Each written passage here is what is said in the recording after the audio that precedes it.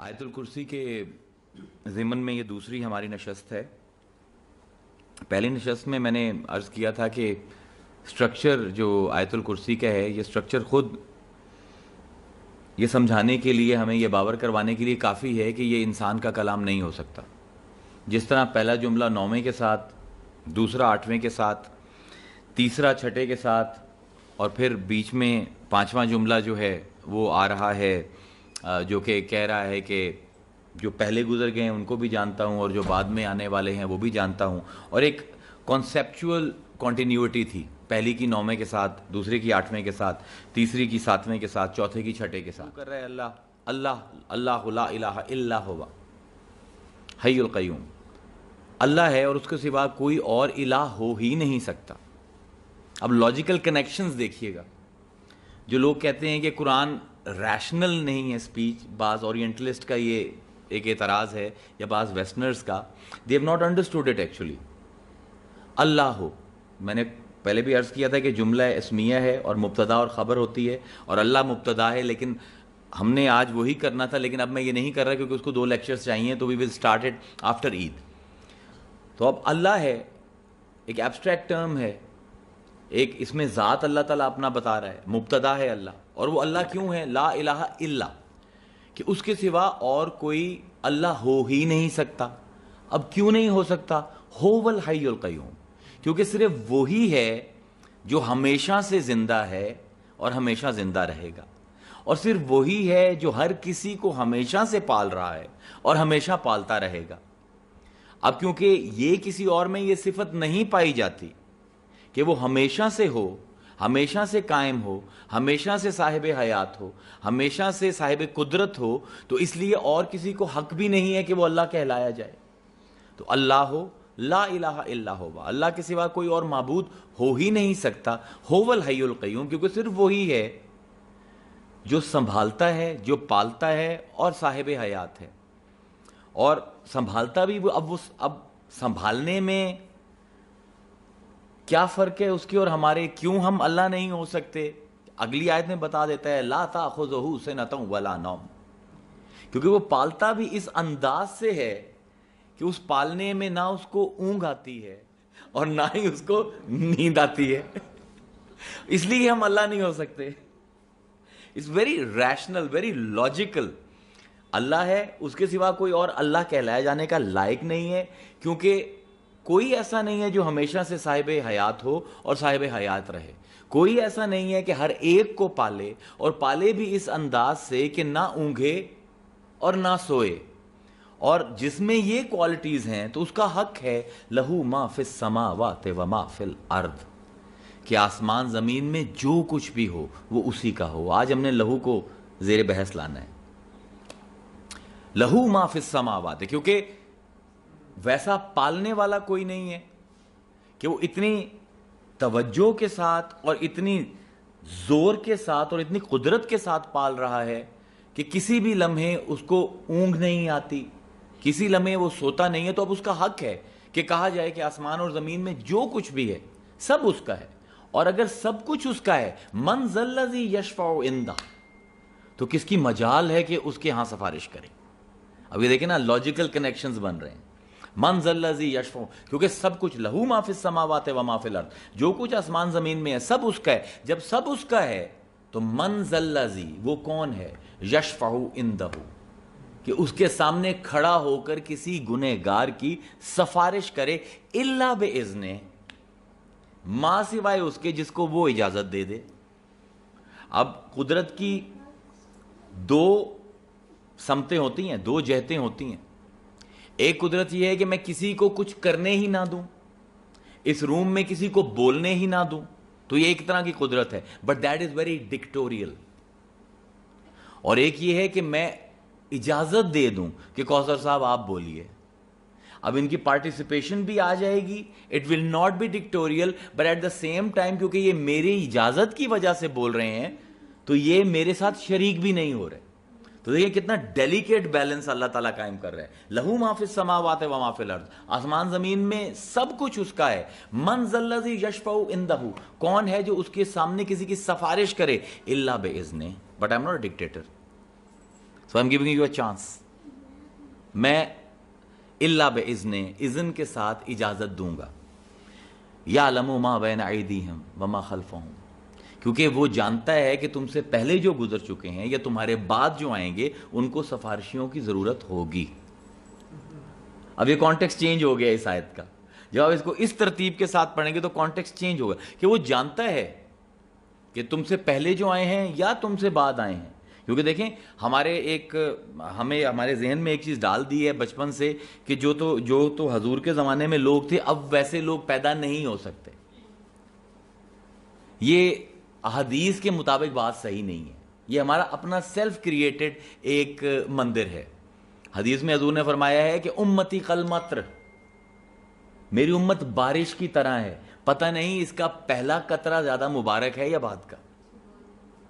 تو یہ ہمارے اپنے سارے بنائے ہوئے خیالات ہیں کہ جو حضور کے زمانے میں آئے ویسے تو دوبارہ پیدا ہو ہی نہیں سکتے، جبکہ حضور آپ خود فرما رہے ہیں کہ میری امت جو ہے ایک بارش کی طرح ہے، پتہ نہیں پہلا اس کا زیادہ احسن ہے حصہ یا دوسرا ہے. تو یہاں پر اب اللہ یہی فرما رہا ہے کہ تم سے پہلے جو گزرے ہیں یا تمہارے بعد جو گزرے ہیں سب کے سب کو ایسے ماشاءاللہ نکمے ہیں کہ ان کو ضرورت پڑے گی سفارشیوں کی. اس لیے ہم اپنی بادشاہی میں پارٹیسپیشن نہیں دے رہے، ہم اذن دے رہے ہیں کسی کو کہ وہ آئے اور وہ تمہاری سفارش کرے. من ذا الذی یشفع عنده الا باذنہ یعلم ما بین ایدیہم وما خلفہم ولا یحیطون بشیء من علمہ. لیکن جو سفارش کرے گا اس کے لیے علم کا ہونا بہت ضروری ہے. اٹس دا کی نوٹ ہیئر ان آیت الکرسی. اس لیے جب حضور کی بھی بات کی تو اللہ نے فرمایا انزلنا الیک الکتاب تبیانا لکل شیء. ہم حضور کو شافع محشر کیوں مانتے ہیں؟ کیونکہ اللہ فرماتے ہیں میں نے تجھ پر مصطفیٰ وہ کتاب نازل کی ہے تبیانا لکل شیء، جو ہر ایک چیز کو بیان کر دیتی ہے. جو حضور کے علم پر جرح کرتا ہے کہ حضور کو کیا علم تھا اور کیا نہیں تھا، وہ اس آیت کا منکر ہے. تبیانا لکل شیء، ہر چیز کا بیان کرنے والی کتاب ہم نے تیرے دل پر نازل کر دی ہے. اب یہاں پر اللہ کہہ رہا ہے کہ ہم سفارش کا حق نہیں دیتے ماں سوائے اپنے اذن کے، اور ساتھ کہہ رہا ہے کہ یحیطون بشیء من علمہ الا بما شاء. لیکن جو سفارش کرے گا اس کو علم ہونا بہت ضروری ہے کہ میں کس کی سفارش کر رہا ہوں اور کیا کیا غلطیاں ہیں اس کی. آپ یاد رکھیں سفارشی کے لیے جتنا کسی کی اسٹرینتھ کا پتہ ہونا ضروری ہے اتنا نقص کا پتہ ہونا بھی ضروری ہے. سفارش اکثر ناقص کی جاتی ہے.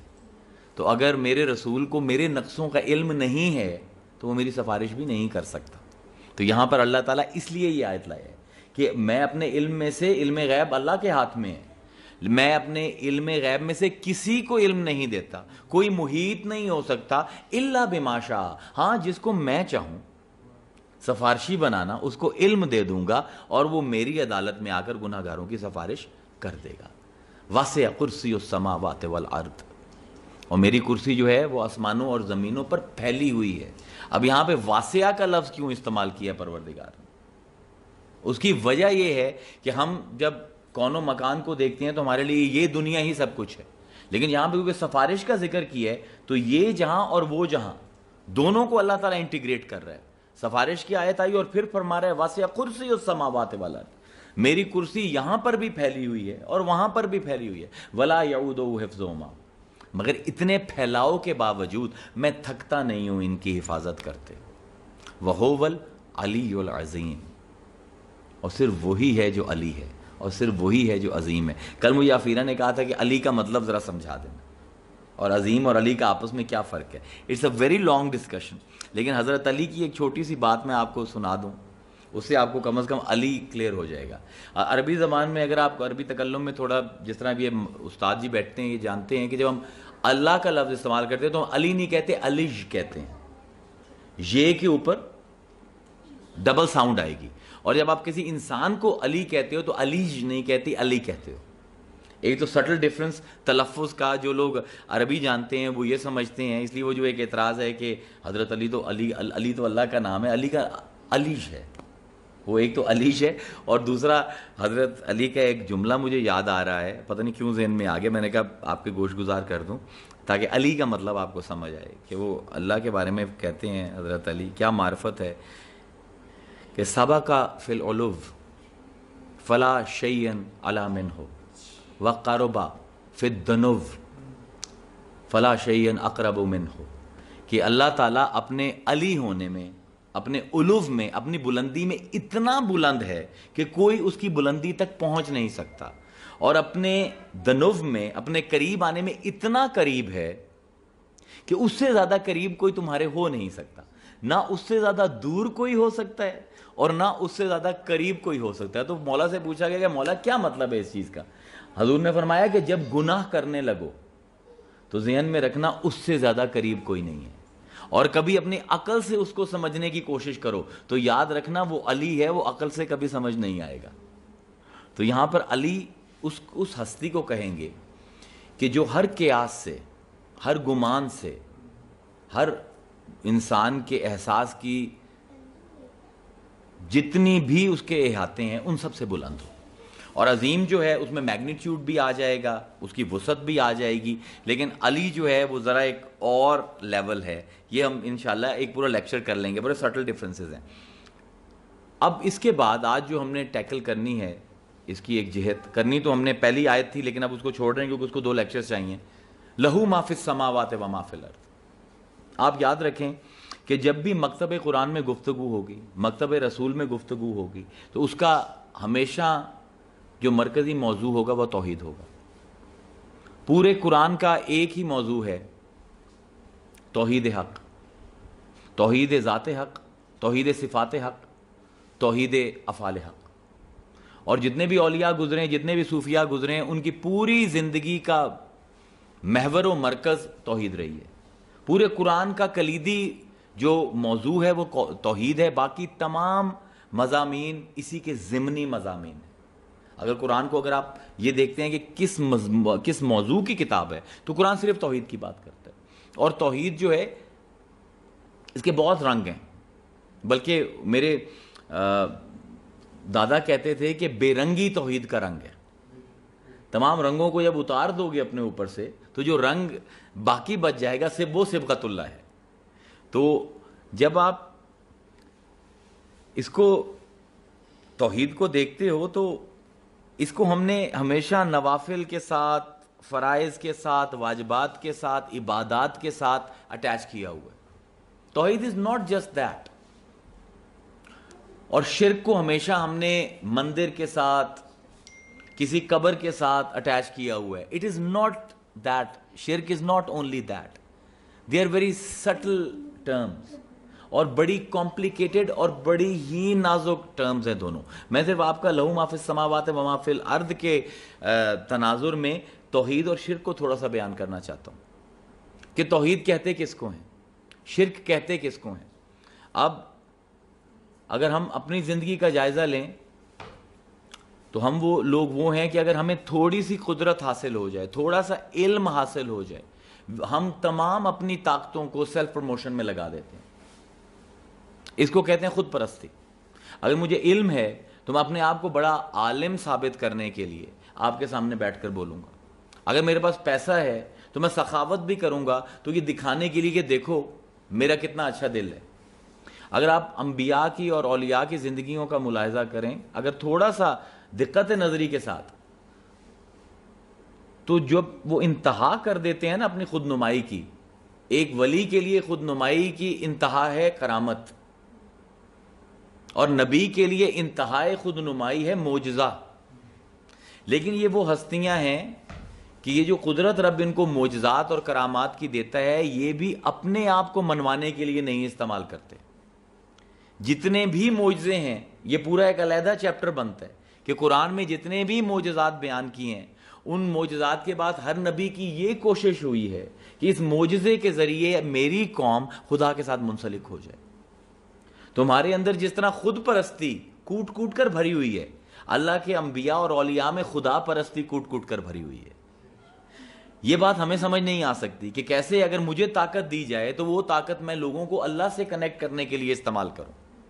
قرآن مجید میں ایک آیت ہے اور اب اللہ تعالیٰ اعلان فرما رہا ہے کہ قل ان الصلاۃ و نسکی و محیای و مماتی للہ رب العالمین۔ اے حبیب کہہ دو کہ میری نماز، میری عبادت، نسک اور صلاۃ میں فرق صرف یہاں پر آپ یہ سٹل ڈفرنس یہ کر سکتے ہیں کہ نماز بدنی عبادت اور نسک جو ہے وہ اندرونی باطنی عبادت، کہ جو دوسروں کو شاید نظر نہ آ رہی ہو. کیوں جی اس طرف بھی جا سکتا ہے نا یہ مطلب. تو میری بدنی اور میری روحانی عبادات، میرا جینا میرا مرنا، سب کچھ اللہ کے لیے، للہ رب العالمین، سب کچھ اللہ کے لیے. اہل غرض، اہل زر، اہل دنیا کو یہ بات سمجھ نہیں آ سکتی کہ کیسے ایک بندہ اپنی زندگی کا لمحہ لمحہ صرف پروردگار کے لیے گزار سکتا ہے.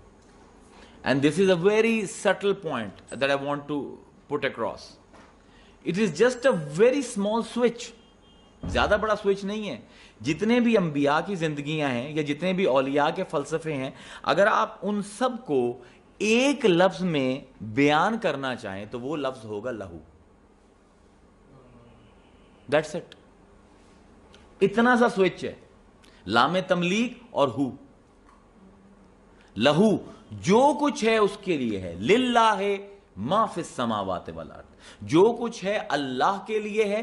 لہو ما فی السماوات والارض، جو کچھ ہے اللہ کا ہی ہے. چھوٹا سا لفظ ہے، لیکن جس طرح میں نے پچھلی دفعہ کہا تھا کہ اس لہو میں دو بحثیں چھپی ہوئی ہیں، ملک خدا کی اور ملک خدا کی، ملک کی اور مالک کی. تو مالک بھی اللہ ہے اور ملک بھی اللہ ہے، مالکیت بھی اللہ کی ہے، ملکیت بھی اللہ کی ہے. لہو ما فی السماوات و ما فی الارض.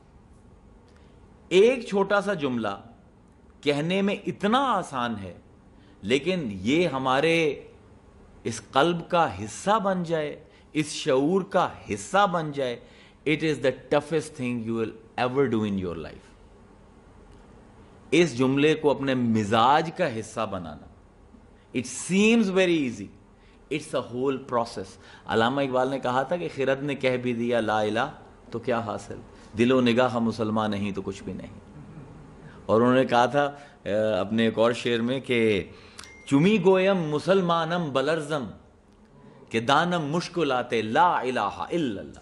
وہ کہتے ہیں جب میں کہتا ہوں میں مسلمان ہوں تو میں لرز جاتا ہوں، کیونکہ میں جانتا ہوں کہ کلمہ پڑھنے کے بعد جو مجھ پر ذمہ داریاں پڑ رہی ہیں میں اس قابل نہیں ہوں کہ ان کو کیری آن کر سکوں. It's not that easy. اب یہی ایک جملہ لہو ما فی السماوات و ما فی الارض، اٹ سیمز ویری سمپل. جو کچھ ہے زمین و آسمان میں سب اللہ کا ہے. But have you ever thought کہ اس کی امپلیکیشنز کتنی ڈیپ ہیں ہماری زندگی میں؟ اگر ہم اس کو اپنی زندگی کا حصہ بنائیں تو ہاؤ مچ چینج، ہمارا پورا ایٹیچیوڈ، ہماری پوری آؤٹ لک چینج ہو جائے گی اس دنیا کے لیے. آپ دیکھیے، اب کوئی اگر میرے گھر میں مہمان آتا ہے تو میں اس کی خاطر تواضع کرتا ہوں، مسکرا کر اس سے ملتا ہوں. کیوں؟ میرے گھر آئے، میرا رشتہ دار ہے، میرا دوست ہے، میرا جاننے والا ہے. اگر میں اس سے برتاؤ اچھا نہیں کروں گا تو لوگوں میں میری شکایت کرے گا، میں بدنام ہو جاؤں گا. These are our prime concerns. حقیقتاً یہ شرک ہے، یہ توحید نہیں ہے، یہ توحید کی نفی ہے. اس لیے ہمیں جب بزرگ نماز کی نیت سکھاتے تھے تو ہمیں کبھی یہ نیت نہیں سکھائی گئی کہ ہم 4 رکعت فرض پڑھتے ہیں اور منہ قبلے کے نہیں. ہمیں صرف ایک ہی جملہ سکھایا گیا تھا، اُرِیدُ أَنْ أُصَلِّیَ لِقُرْبَةً إِلَى اللَّهِ. میں نماز کی نیت کرتا ہوں لِقُرْبَةً إِلَى اللَّهِ، تاکہ اپنے رب کے قریب ہو جاؤں. اگر کوئی مہمان آپ کے گھر آیا ہے، آپ نے اس کے سامنے چائے کی پیالی رکھی ہے، نیت یہ رکھیں لِقُرْبَةً إِلَى اللَّهِ. مسکرا دیے، اس لیے نہیں کہ میرا بھائی آیا ہے، میرا جاننے والا نہیں، میرے پروردگار کی مخلوق آئی ہے. اور یہ تب ہوگا جب لہو ما فی السماوات و ما فی الارض آپ پر کھلے گا. اس کے علاوہ اور کوئی طریقہ نہیں ہے. اگر ہے ہی سب کچھ اس کا، ہے ہی سب کچھ اس کے لیے. اب جو میں یہاں پر بیٹھا ہوں، اب یہ خود نمائی ہے، اب یہ خود پرستی ہے یا خدا پرستی؟ It's a very difficult question to answer. You cannot answer it. I cannot answer it. میں یہ جو بول رہا ہوں میں آپ لوگوں کو امپریس کرنے کے لیے بول رہا ہوں، یا میں آپ کے سامنے خدا کی کوئی معرفت کی جہت کھولنے کے لیے؟ Who will decide? ایک ہی چیز ڈیسائیڈ کرے گی، لہو ما فی السماوات و ما فی الارض. یہ زبان جو بول رہی ہے یہ میں نے تخلیق نہیں کی. یہ عقل جو پروسیس کر رہا ہے ان لفظوں کو یہ میری تخلیق نہیں ہے. یہ آڈینس جو یہاں پر آئے ہیں میں ان کو گھروں سے اٹھا کر نہیں لایا ہوں. یہ قرآن جس کے اوپر میں بول رہا ہوں یہ مجھ پر نازل نہیں ہوا ہے. سو بیسیکلی جو کچھ ہے لہو ما فی السماوات و ما فی الارض، یہ زبان بھی اسی کی ہے، یہ کان بھی اسی کے ہیں، یہ کلام بھی اسی کا ہے، یہ شعور بھی اس کی عطا کرتا ہے. تو اگر یہ ہوگا تو پھر صرف خدا پرستی ہوگی، خود پرستی بیچ میں سے نکل جائے گی. کیونکہ مسئلہ ہمارا یہ ہے کہ ہم زندگی میں جو بھی کام کرتے ہیں اس میں ہمارے جو مین کنسرن ہوتی ہے وہ یہی ہوتی ہے کہ کسی طرح میں نظر آ جاؤں، کسی کو کسی طرح میری انا کو تسکین مل جائے، میرا قد بڑا ہو جائے، مجھے مان لیا جائے. وہ ہمارے پنجابی کے شعراء نے بڑا کام کیا اس کے اوپر. اب رابعہ جی بیٹھی ہوئی ہیں سامنے اور بڑا خوبصورت کام کیا ہے اسی لہو ما فی السماوات و ما فی الارض کو سمجھانے کے لیے، کہ کہتے ہیں کہ مٹی داتوں مٹی ہونا کادی بلے بلے.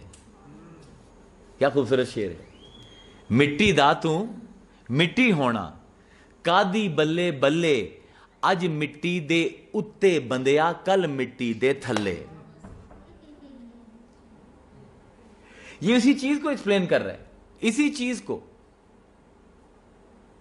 کیا وہ خواجہ فرید بھی فرماتے ہیں کہ نہ آکھی جا میری میری، نہ اے تیری نہ اے میری، 4 دناں دا میلہ دنیا پھر مٹی دی ڈھیری. مٹی ہسے مٹی روے انت مٹی دا مٹی ہوے. سو بیسیکلی جو ٹرانزینٹ ہے، جو حادث ہے، جو غیر قدیم ہے، اس کو پوزیشن کا حق ہی نہیں ہے میرے خیال میں. میں تو یہ عرض کرتا ہوں کہ اس کو حق ہی نہیں ہے. میں آج اس زمین کو جس کو پوزیس کر رہا ہوں یہ زمین تو یہاں رہے گی، میں نہیں رہوں گا.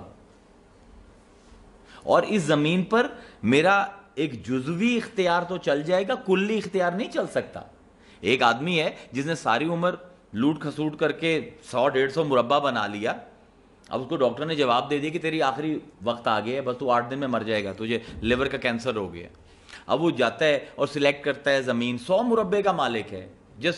جس ہیو دیٹ ویژن کہ اب وہ ایک 6 فٹ کے قطعے کو کہہ رہا ہے کہ دیکھ مجھے ڈاکٹر نے بتا دیا 8 دن میں نے مر جانا ہے، اور 8 دنوں بعد جب میں تیرے اندر آؤں گا نا تو اپنی اوقات کو پہچان. میں 100 مربع کا مالک ہوں اور تو 6 فٹ کا قطع ہے، تیری کوئی اوقات نہیں ہے، میری ملکیت بہت بڑی ہے. تو خبردار اگر تو نے میرے جسم کو کوئی نقصان پہنچایا تو وہ زمین بھی کہتی ہے کہ کوئی بات نہیں چودھری صاحب، آپ میرے جزوی مالک ہیں، آپ میرے کلی مالک نہیں ہیں. لہو ما فی السماوات و ما فی الارض. اثر مالکیت اس پروردگار کی ہے. جب آؤ گے چاہے 100 مربع پیچھے چھوڑ آؤ یا 200 مربع، جب آؤ گے تو پیس کر رکھ دوں گی، کیونکہ جزوی مالکیت ہے. اب یہ اسی لہو کو سمجھ لینا. اگر آپ لہو ما فی السماوات و ما فی الارض، اب حضور کی حدیث آتی ہے اور بڑی کافی کتابوں میں یہ حدیث میں نے پڑھی ہے کہ حضور نے فرمایا کہ قد حرم اللہ علی الارض، اللہ تعالیٰ نے کب مٹی پر حرام کر رکھا ہے ان تاکل اجساد انبیاء، کہ وہ نبیوں کے جسموں کو کھائے. یہ کلی مالکیت ہے کہ میرے جیسا، مطلب جسم تو بظاہر میرے جیسا ہی ہے نا نبی کا، تو مٹی کو ویسا ہی ریئیکٹ کرنا چاہیے جیسے میرے جسم کے ساتھ. لیکن اللہ تعالیٰ حضور فرماتے ہیں کہ اللہ نے قد حرم اللہ علی الارض، اس نے حرام کر دیا ہے مٹی کے لیے کہ وہ انبیاء کے جسموں کو کھائے. یہ کلی مالکیت ہے، جزوی مالکیت نہیں ہے. ہم سب جزوی مالک ہیں. ہمارا پرابلم یہ ہے کہ if you look at it from psychology کے حساب سے، تو اس ایک جملے کو نہ پہچان کر ہم نے اپنی پوری زندگیوں کا بیڑا غرق کیا ہوا. ہم بار بار شرک خفی کے مرتکب ہوتے ہیں، ہمیں اندازہ ہی نہیں ہوتا. آج ہمارے بچے ہیں، اچھا وہ ہو گیا کہ جی او لیول کروانا ہے، اے لیول کرانا ہے، سینئر کیمبرج کروانا ہے اور بھاری بھاری فیسز دینی ہیں، تو Now why I am paying such heavy prices, اتنی فیس کیوں پے کر رہا ہوں؟ Because these kids are my insurance policy. کہ کل جب کوئی نہیں ہوگا, جب میں کمانے کے قابل نہیں رہوں گا, تو آج میں ان کے ساتھ بھلائی کرتا ہوں تو کل یہ میرے کام آئیں گے, میرے سہارا بنیں گے. اس کا مطلب ہے کہ آپ نے کبھی بھی خدا کو اپنا سہارا نہیں سمجھا. میں جب بھی علماء سے میری بحث ہوتی ہے تو میں کہتا ہوں کہ یار تم ہمیں شرک نہ سمجھایا کرو, صوفیاء کا شرک تو سانس بھی نہیں لینے دیتا. وہ تو اگر یہ بھی میں کہہ دوں نا کہ سانس میں نے لی ہے تو یہ بھی شرک خفی ہے. تو اس لیے ہمیں مت سمجھائیے کہ شرک کس کو کہتے ہیں. اب اولاد, اب اس کی بھاری فیصد میں جمع کرا رہا ہوں, because I think that could is my insurance policy. کل جب کوئی نہیں ہوگا تو اس بچے کو حیا آئے گا کہ میرے باپ نے میرے لیے پیسے بھرے تھے. جائیں قرآن سے پوچھیں, انما اموالکم و اولادکم فتنۃ, تمہاری اولاد اور تمہارے مال دونوں ہی فتنہ ہیں. توحید کے کبھی اس باب کو بھی کھولیے نا. تو اور اگر میں اپنے بچے پر کچھ خرچ بھی کر رہا ہوں تو میں کوئی احسان نہیں کر رہا. یہ جو احسان بار بار ہم بچوں کو یاد دلاتے ہیں کہ دیکھو میں اپنے کپڑے تو نہیں میں نے بنائے, تیری فیس میں نے جمع کرا دی. اللہ فرماتا ہے مما رزقناہم ینفقون, جو ہم نے تمہیں دی ہے اس میں سے آگے خرچ کرتے ہو. تم کو اپنی ماں کے پیٹ سے پیسے لے کر تھوڑی نکلے تھے, ہم نے ہی تمہیں رزق دی ہے. اس میں سے اگر تم نے ہمارے ہی دیے ہوئے بچے کے اوپر تھوڑا سا لگا بھی دیا تو اتنا احسان کرنے کی کیا ضرورت ہے. تو اگر آپ نے شرک کا کلا کما کرنا ہے اپنی زندگی سے, میں آپ کو بتا رہا ہوں تمام اہل بصیرت کی جو توحید ہے وہ اسی آیت پر کھڑی ہے. لہو ما فی السماوات و ما فی الارض. آج میرے تمام جو انٹروجیکٹس ہیں, میرے جو انیشیٹرز ہیں گڈ مینرز کے, وہ کیا ہیں؟ یہ میرا بیٹا ہے اس لیے میں نے اس سے اچھا رہنا ہے, یہ میری بیوی ہے میں نے اس سے اچھا رہنا ہے, یہ میری ماں ہے میں نے اس کی خدمت کرنی ہے. یہ میرا جو ہے یہ خود ایک بہت بڑا آئیڈل ہے. اللہ اس لیے کہہ رہا ہے لہو, میرا کہنے کا حق صرف مجھے ہے, جو کچھ ہے اس کا ہے. اگر سب کچھ اس کا ہے تو یہ میری بیوی جو ہے یہ اس کی دی ہوئی ہے, یہ بچہ جو ہے یہ اس کا دیا ہوا ہے, یہ جو رشتے ہیں یہ اس کے بنائے ہوئے ہیں. اگر میں اپنی زندگی اس سانچے میں ڈھال لوں کہ میں نے جس کے ساتھ بھی جو عمل کرنا ہے یہ سمجھ کر کرنا ہے کہ یہ سب اللہ کی طرف سے آئے ہوئے امتحان ہیں میرے لیے اور اللہ کی طرف سے آئے ہوئے مہمان ہیں میرے لیے, تو my life will become totally توحیدی. کیونکہ دیکھیے ہماری جو شعور کی کمی ہے پروردگار ہمیں بہت اچھی طرح جانتا ہے. وہ کہتا ہے قرآن میں کہ لَقَدْ خَلَقْنَا الْإِنسَانَ وَنَعْلَمُ مَا تُوَسْوَسُ بِهِ نَفْسُهُ. میں نے انسان تجھے بنایا ہے اور میں جانتا ہوں تجھے کیا چیز بیچ میں چل دیتی ہے. جو تیرے سارے وسوسے ہیں نعلم, میں ان کو بڑی اچھی طرح جانتا ہوں. وَنَحْنُ أَقْرَبُ إِلَيْهِ مِنْ حَبْلِ الْوَرِيدِ, میں تو تیری رگے جان سے بھی زیادہ تیرے قریب ہوں. اب یہ کیا قرب ہے؟ اگر آپ اس آیت کو بھی کبھی ڈیکوڈ کریں, نحنو اقرب الیہ من حبل الورید, یہ jugular vein is my main source of life. If you sever it my life is gone. میں ہوں اور میری جان ہے, یہ رگے جان ہے اور میں ہوں. واٹ کین بی کلوزر دین دس؟ لیکن پروردگار وہ ہے جو ان دونوں کے درمیان ہے. وَنَحْنُ أَقْرَبُ إِلَيْهِ مِنْ حَبْلِ الْوَرِيدِ, میں تمہاری جان سے بھی زیادہ تمہارے قریب ہوں. وہ کیوں ہے میری جان سے زیادہ قریب؟ کیونکہ لہو ما فی السماوات و ما فی الارض, میری جان بھی حقیقتاً اس کے نام ہے اور میری یہ رگے جان بھی حقیقتاً اسی کی عطا ہے. اور وہ اس لیے کہتا ہے کہ علم یعلم بان اللہ یرا, کیا انسان نہیں جانتا میں اسے دیکھ رہا ہوں. کیوں کہتا ہے؟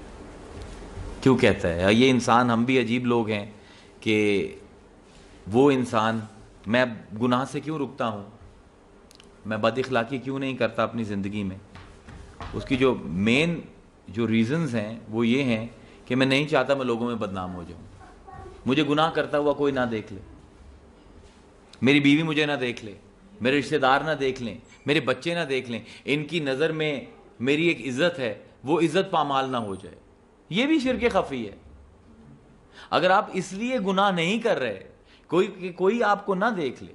تو بڑی خوبصورت حضرت داؤد طائی کی روایت مجھے یاد آتی ہے کہ کہتے ہیں کہ ایک رات مجھے اللہ نے خطاب کیا کہ داؤد جب تم لوگ گناہ کرتے ہو تو تم دروازے بند کر لیتے ہو, کھڑکیاں بند کر لیتے ہو, پردے ڈالتے ہو, کیوں؟ تو داؤد کہتے ہیں کہ میں نے کہا کہ اللہ میاں کیونکہ وہ مخلوق نہ ہمیں دیکھ لے, تو اس لیے کھڑکیوں پر پردے ڈالتے ہیں یا بند کر لیتے ہیں. تو اللہ نے فرمایا کہ داؤد ایک کھڑکی ہے جس میں سے میں جھانکتا ہوں, اور کوئی پردہ نہیں بنا جو اس کے اوپر ڈالا جا سکے. بلکہ یہ قم کے بہت بڑے استاد ہیں, ان کی مجھے کتاب پڑھ رہا تھا ایک دن, تو ان کا بڑا خوبصورت مجھے ایک جملہ یاد آیا کہ وہ کہتے ہیں کہ در محضر خدا گناہ, کہ اللہ کے محضر میں تو گناہ مت کیا کرو, اللہ کی حضوری میں تو گناہ نہ کیا کرو. اور اللہ کی حضوری ہر جگہ ہے. وَهُوَ مَعَكُمْ أَيْنَمَا كُنْتُمْ فَأَيْنَمَا تُوَلُّوا فَثَمَّ وَجْهُ اللَّهِ. جس طرف بھی منہ پھیرو گے میرا چہرہ ہے, اور جہاں بھی تم ہو میں ہوں. تو ہمیں لوگوں کی حضوری تو گناہ سے روک سکتی ہے. وہ بڑی خوبصورت ایک حدیث ہے, حضرت ابو ہریرہ اس کے راوی ہیں, کہتے ہیں میں نے حضور سے پوچھا کہ کیف الحیاء من اللہ, یا رسول اللہ ہم اللہ سے حیا کیسے کریں؟ آپ ہمیں کہتے ہیں اللہ سے حیا کرو, تو ہم اللہ سے حیا کیسے کریں؟ حضور نے فرمایا جس طرح اپنے بزرگ سے کرتے ہو. انہوں نے کہا جی وہ کیسے؟ حضور نے فرمایا کہ تم اپنی ہنسی پر بھی کنٹرول کرتے ہو. میں بیٹھا ہوں اور آپ لوگوں کے ساتھ ریلیکسڈ ہوں, میرا بزرگ آ جائے میں کھڑا ہو جاؤں گا. تو اگر ایک عام بزرگ کی حضوری میں میرا پورا ایکشن پلان ہی چینج ہو جاتا ہے, تو اگر ہمیں ذہن میں صرف ایک آ جائے بات کہ لہو ما فی السماوات و ما فی الارض, جو کچھ آسمان و زمین میں سب پروردگار کا ہے, صرف یہ ایک جملہ کین ٹرانسفارم اس کمپلیٹلی. اگر ہم یہ ملکیت کا جو خناس ہمارے ذہن کے اندر بھر گیا ہے, یہ میرا میرا کہنے کا, وہ بڑی خوبصورت بات بلکہ مجھے یاد آئی یہاں پر غوث الاعظم رضی اللہ تعالی عنہ کی, کہ کیا خوبصورت اٹیچمنٹ اور ڈیٹیچمنٹ. وہ ایک بات ہم سنتے ہیں اکثر کہ if you want to divine to let, if you want the divine to be in you, you should learn how to let go. But what is the process? How do I let go? یہ کوئی نہیں بتاتا. یہ جملہ بتا رہا ہے لہو ما فی السماوات و ما فی الارض, جو کچھ ہے زمین و آسمان میں سب اللہ کا ہے. اگر یہ پروسیس آج آپ انیشیٹ کر لیں, غوث الاعظم نے بھی یہی پروسیس انیشیٹ کیا تھا. وہ کہتے ہیں کہ اللہ تعالیٰ نے مجھے فرمایا اتصل ثم نقت, کیا خوبصورت یہ جملہ ہے, اتصل ثم نقت ثم اتصل ثم اوصل, مجھ سے مل غوث الاعظم, لیکن پہلے سب سے ٹوٹ جا. یہ ٹوٹنا ہے لہو. جو آپ کو رشتے نظر آ رہے ہیں, جو تعلقات نظر آ رہے ہیں, جب اب سارے آپ بحوالہ خدا ان کو دیکھو گے, اس کو وحدت نظری کہتے ہیں تصوف میں, اور یہ قادریہ سلسلے کا ایک مستند ترین سبق ہے جو ہر پیر اپنے مرید کو دیتا ہے, کہ تو نے اپنی بیوی سے, ہم کہتے ہوتے ہیں اپنے مریدین سے کہ کوئی حقوق العباد نہیں ہے دنیا میں, صرف حقوق اللہ ہیں. اپنی بیوی کے ساتھ اگر تم نے اچھا معاملہ کرنا ہے تو یہ سمجھ کر مت کرو کہ یہ میری بیوی ہے, یہ سمجھ کر کرو کہ اللہ نے میری بیوی بنایا ہے, تو اس کے حقوق حقیقتاً اللہ کے حقوق ہیں. اگر یہ ایک دفعہ ذہن میں آ جائے, لہو is not a simple process to initiate. اب غوث الاعظم کو اللہ یہ فرما رہا ہے کہ اتصل مجھ سے مل, ثم نقتی, مگر پہلے سب سے انقطاع کر, سب سے ٹوٹ جا. وہ توڑنا چاہتا نہیں ہے کہ تمہیں آپ کے رشتے توڑ دے, وہ صرف چاہتا ہے ایک دفعہ انیشیٹ ہو جاؤ اس راستے پہ. اتصل ثم نقت ثم اتصل ثم اوصل, سب سے ٹوٹ اور پھر مجھے مل, اور میں تجھے سب سے واپس ملا دوں گا. لیکن اب فرق کیا ہوگا کہ پہلے تو اپنی ذات کی وجہ سے کنیکٹ ہو رہا تھا لوگوں سے, اور اب تو میری وجہ سے کنیکٹ ہو رہا ہوگا. اس لیے اللہ فرما رہے قل ان الصلاۃ ونسکی ومحیائی ومماتی للہ رب العالمین. مصطفیٰ تو ان سے کہہ دے کہ میں تمہارے ساتھ جو معاملے کرتا ہوں وہ تمہاری وجہ سے نہیں کرتا, بلکہ میری تو جینا میرا مرنا سب اللہ کے لیے ہے. کیونکہ میں تو وہ ہستی ہوں جو یہ جملہ تمہارے سامنے ایکسپلین کر رہا ہوں, لہو ما فی السماوات و ما فی الارض. دیکھیں یہاں پر ایک بہت بڑی جب حضور کی بات آتی ہے تو ایک بہت بڑی بحث چھڑتی ہے، جو بھی ہم سورہ قدر کے حوالے سے پہلے چھیڑ رہے تھے، اب وہ اس حوالے سے بھی چھڑ جائے گی۔ کیا فرماتا ہے اللہ قرآن میں؟ الرحمن علم القرآن خلق الانسان علمہ البیان، رحمان نے قرآن کا علم دیا، انسان کو بنایا، پھر اس کو بیان کا علم دیا۔ آج ہمارے اندر یہ توحید نہ ہونے کی وجہ سے ہمارے اندر لسانی تعصب پیدا ہو گیا ہے۔ کل میں پڑھ رہا تھا، ایک ہمارے ہی پاکستان کے بڑے معتبر مفتی صاحب، اور افسوس یہ کہ میرے ہی مسلک کے ہیں، کہ انہوں نے فتویٰ دیا ہے کہ ایشور کہنا یا خدا کہنا شرک ہے۔ تو میں نے ان کو ای میل پھر کی کہ جی آپ کو ایشور کا مطلب پتہ ہے؟ آپ کو خدا کا مطلب پتہ ہے؟ تو انہوں نے کہا کہ جی میں ان لغویات میں نہیں پڑھتا۔ میں نے کہا جی آپ نے فتویٰ دی ہے اور مفتی کو پتہ ہونا چاہیے ایشور کا مطلب کیا ہے۔ تو کہنے لگے جی مجھے نہیں پتہ۔ تو پہلے میں ان کو لکھا کہ ایشور ہندی میں اس ہستی کو کہتے ہیں جو تخلیق میں، حکمت میں اور قدرت میں کامل ہو، تین اس کی اساسیں ہیں۔ اور خدا فارسی کا لفظ ہے، خے دال الف، اس کے اندر پوری بحث چھپی ہوئی ہے۔ خدا کس کو کہتے ہیں؟ وہ ہستی جس کے بارے میں یہ سوال کرنا جائز نہ ہو کہ اس کو بنانے والا کون ہے، اس کو خدا کہتے ہیں۔ یہ گرامر ہے فارسی کی۔ میں ہوں، میرے بارے میں سوال کیا جا سکتا ہے میرا بنانے والا کون ہے۔ اگر کوئی ایسا ہو جس کے بارے میں یہ سوال ہی نہ کیا جا سکے کہ اس کے بنانے والا کون ہے، اس کو ہم خدا کہیں گے۔ تو میں نے کہا جی اس میں کیا برائی ہے دونوں لفظوں میں؟ میرے خیال میں تو اللہ کو بہت اچھی طرح پرسونیفائی کر رہا ہے خدا۔ تو پھر میں نے کہا پھر تو جی اس طرح تو پھر اردو میں اور پنجابی میں دعائیں کرنا بھی حرام ہونا چاہیے۔ مطلب یہ میں عرض کر رہا ہوں، اور پھر میں نے ان کو یہی آیت بھیجی کہ اللہ فرما رہا ہے الرحمن علم القرآن خلق الانسان علمہ البیان، بیان کا علم میں نے دیا انسان کو۔ تو یہ ہر زبان، چاہے وہ پنجابی ہو، چاہے فارسی ہو، چاہے عربی ہو، چاہے انگریزی ہو، یہ سب بیان پروردگار کے دیے ہوئے ہیں۔ اور اگر کوئی اپنی زبان میں وہی کہتا ہوں کہ ہمیں بھی آج کل بہت شوق ہے، ہم نے صرف عربی میں ہی دعائیں کرنی ہیں، اور پھر ہمارے جو لوگ جو نامانوس ہوتے ہیں عربی سے، ان بیچارے وہ جو سیمی علماء ہیں ہمارے، ان کے دن پورا لگ جاتا ہے وہ ایک لمبی دعا یاد کرنے میں، اور پھر جب وہ ٹی وی پر آتے ہیں تو اڑ جاتے ہیں، پھر وہ رونے لگ جاتے ہیں، اور رونے کے بعد وہ کوشش کرتے ہیں کہ ان کو یاد آ جائے۔ ارے بھائی، انسان کی زبان میں رحمان سے مانگ رہا ہے، جو مرضی زبان ہو، it doesn't make any difference۔ علمہ البیان، بیان اللہ کا سکھایا ہوا علم ہے۔ کسی زبان سے کوئی تعصب رکھنا شرک عین ہے۔ شرک کی ایک بہت بڑی قسم ہے، کیونکہ زبانیں آپ نے نہیں بنائی، اللہ فرما رہے ہیں میری بنائی ہوئی ہیں۔ یہ جب آپ اس کو اس کانٹیکس میں دیکھتے ہیں نا، تو یہ ایک اتنا محبت بھری توحید آپ کے سامنے زندگی میں آ جائے گی کہ جب لہو ما فی السماوات والارض کے کانٹیکسٹ میں آپ اس دنیا کو دیکھنا شروع کر دیں گے، آپ کے درمیان نفرت کی کوئی گنجائش رہ ہی نہیں سکتی۔ کیونکہ یاد رکھیں، تعصب جنت میں ہر آدمی جا سکتا ہے ماں سوائے متعصب کے۔ قرآن کی آیت ہے وَنَزَعْنَا مَا فِي صُدُورِهِمْ غِلًّا اخواناً عَلَى سُرُرٍ مُتَقَابِلِينَ۔ ہم ان کے دلوں میں سے جو غل ہے نا، جو تعصب ہے، جو نفرت ہے ایک دوسرے کے لیے، وہ نکال لیتے ہیں، تب جا کے ان کو جنت میں داخل کرتے ہیں۔ تو یہ جو باعث ہے، یہ شرک کی ایک بہت بڑی قسم ہے۔ خدا کے واسطے دیکھیے، قیامت کے دن جب لوگ اپنے پسینے میں ڈوب رہے ہوں گے اور کسی کو جائے پناہ نہیں ملے گی، تو 7 قسم کے لوگ ہیں جن کو عرش خدا میں پناہ ملے گی۔ ان میں سے ایک قسم کا کیا ہے؟ تحابون فی اللہ، جو ایک دوسرے کے ساتھ اللہ کی وجہ سے محبت کرتے ہیں۔ تو پروموٹ کیجیے، اور یہ محبت پروموٹ کیسے ہوگی؟ جب یہ جملہ آپ کے اوپر کھلے گا، یہ پروسیس کھلے گا، لہو ما فی السماوات و ما فی الارض، جو کچھ آسمان زمین میں ہے۔ دیکھیں حضور کی ایک حدیث ہے، اور میں دیکھتا ہوں کہ ہم نے ان حدیثوں سے وہ سیکھا نہیں جو سیکھنا چاہیے۔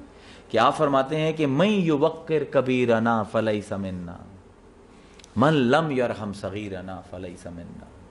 جو ہم میں سے اکرم کل قوم، ہر قوم کی تکریم کرو، حضور کا فرمان ہے، ہر قوم کی عزت کرو، ہر فرد کی عزت کرو.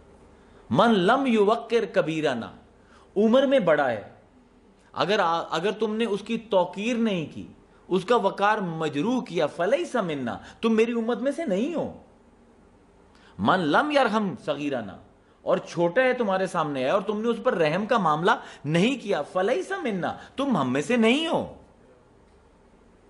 یہ اخلاقیات لوگ ہمیشہ شرک کو عبادات اور نظریات کے ساتھ جوڑتے ہیں. شرک کا سب سے جو مشکل ٹانکا اور سب سے جو اوکھا میرے خیال میں جو سب سے زیادہ ٹیسٹنگ ٹائم ہے وہ اخلاقیات ہے. ہم تو اپنی زندگی میں ہر لمحے میں شرک کو ہم نے داخل کیا ہوا ہے. اب کیا حضور فرما رہے ہیں؟ اپنے سے بڑے کی توقیر کرو، اپنے سے چھوٹے پر رحم کرو. آپ سے بڑا کیا ہے؟ کبیرہ نا کا لفظ ہے. علم میں بڑا نہیں، عبادت میں بڑا نہیں، عرفان میں بڑا نہیں، عمر میں بڑا. اب عمر میں بڑا ہے تو اس میں کیا کمال ہے؟ اس کا کوئی کمال نہیں. میں 1968 میں پیدا ہوں، میری والدہ جو ہیں وہ اگر 50s میں پیدا ہوئی ہیں تو ان کا کیا کمال ہے؟ میں کیوں ان کا وقار کروں؟ آج نئی تعلیم ہمیں یہی بتا رہی ہے کہ بھائی کسی میں کچھ ہو تو اس کی عزت کرو. اگر کوئی بوڑھا ہے تو صرف بوڑھے ہونے کی وجہ سے کیوں عزت کرو؟ بھائی وہ آیا ہے دنیا میں، کیا آیا ہے یا بھیجا گیا ہے؟ سوال یہ ہے. کیا کوئی اپنی مرضی سے آتا ہے؟ تو جب آپ نے صرف ایک بندے کی اس لیے عزت کی کہ وہ آپ سے پہلے اس دنیا میں آیا ہے، تو آپ نے اللہ کے اس فیصلے کی عزت کی جو اس نے کیا تھا کہ یہ پہلے جائے گا، یہ بعد میں. اور جب کوئی چھوٹا آیا ہے جو آپ کے بعد آیا ہے، میں کیوں اس کے ساتھ رحم کروں؟ صرف اس لیے کہ وہ چھوٹا ہے مجھ سے؟ کیونکہ اس رحم کرنے سے میں اللہ کے اس فیصلے کی تائید کروں گا کہ اللہ کا یہ فیصلہ تھا کہ یہ میرے بعد پیدا ہو. تو یہ جب، اور یہ ساری ڈائمنشن اسی لہو ما فی السماوات و ما فی الارض کی، جو کچھ آسمان زمین میں ہے سارا عالم ہو کا ہے، جھگڑا میں اور تو کا ہے نا؟ کیا خوبصورت بات ہے. اور جب تک یہ شرک ہم میں سے نہیں نکلے گا، لہو میں ہمیشہ کہتا ہوں کہ ایک ایسی کی نوٹ ہے کہ اگر آپ نے شرک سے پاک زندگی گزارنی ہے تو یہ ایک لفظ کافی ہے آپ کے. وہ بڑا کمال کا ہمارے صوفیاء کا ایک شعر ہے کہ ترکت اللات عزا جمیعا کذالک یفعل اہل البصیر، کہ اپنے دل سے سارے لات اور عزا جو ہے نا اس دل کے کعبے سے نکال دو. اور جو اہل بصیر ہوتے ہیں نا، جو اہل نظر ہوتے ہیں، وہ سب سے پہلا کام یہ کرتے ہیں. اور یہ جس سے یہ، اور اگر آپ اس کو سمبلزم میں دیکھیں گے تو ایکچولائزیشن میں تو حضور نے بت شکنی کی ہے تو اپنے کندھوں پر حضرت علی کو اٹھایا ہے اور تلوار سے حضرت علی نے وہ سارے بتوں کو توڑ کے وہاں سے اور پھر ان کو بے دخل کیا کعبہ سے. تو ہمارے دل بھی وہ کعبہ ہیں جن میں کئی بت صرف شرک جو ہے وہ کسی بت کے سامنے بیٹھنے سے، عبادت کرنے سے نہیں ہوتا. افرأیت من اتخذ الہہ ہواہ، اللہ فرماتا ہے حبیب تو نے وہ بندہ دیکھا ہے کہ جس نے اپنی ہی خواہش کو اپنا اللہ بنا لیا؟ تو یہ تو بہت بڑا شرک ہے.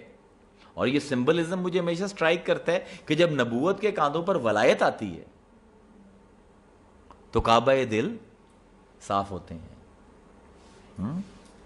کیا وہ شعر ہے، شہر آدم کے خد و خال سنوارے جائیں، کعبہ دل میں ابابیل اتارے جائیں. تو یہ دیٹس اٹ. یہ 45 منٹ یہی میں آپ کو سمجھانا چاہ رہا تھا کہ لہو ما فی السماوات و ما فی الارض، جو کچھ آسمان و زمین میں کچھ بھی نہیں ہے آپ کا، کسی کی پوزیشن نہیں ہے. اگر آج پوزیشن ہے کل نہیں رہے گی. آج مٹی سے اوپر ہے کل مٹی کے نیچے جائیں گے. تو آج ہی یہ ریکگنائز کر لیں کہ جو کچھ آسمان زمین میں ہے سب اس پروردگار کا ہے، اور اپنے رشتے اسی کے حوالے سے قائم کریں اور اسی کے حوالے سے نبھائیں. آج ایمان کا بہت شور مچاتے ہیں. حضور کی ایک حدیث ہے کہ من احببت للہ وابغض للہ من منع للہ واطاع للہ فقد استکمل الایمان. جس نے محبت کی اللہ کے لیے کی، جس نے نفرت کی اللہ تعالیٰ کے لیے، جس نے کسی کو کچھ دیا اللہ کے لیے اور کسی کو کچھ دینے سے منع ہوا تو اللہ کے لیے، اس نے اپنا ایمان کامل کیا. کیونکہ یہ سٹیج ہے لہو کے، کہ اپنے لیے جب آپ کچھ نہیں کر رہے اور سب اس پروردگار کے لیے کر رہے ہیں. وعلیکم السلام ورحمۃ اللہ وبرکاتہ.